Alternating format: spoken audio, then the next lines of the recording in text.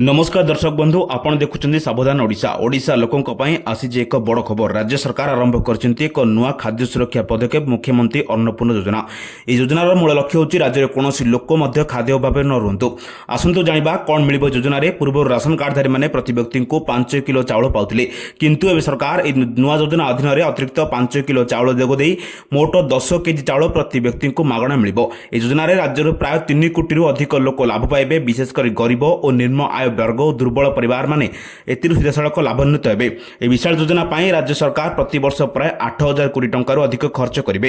एहा द्वारा महंगा समय लोक मानक उपरे थिबा खाद्य भार कमिबो। विशेषज्ञ मतरे ए पदक्षेप द्वारा खाद्य सुरक्षा और मजबूत हेबो और ग्रामीण अंचल लोक मानक जीवन मान उन्नति हेबो।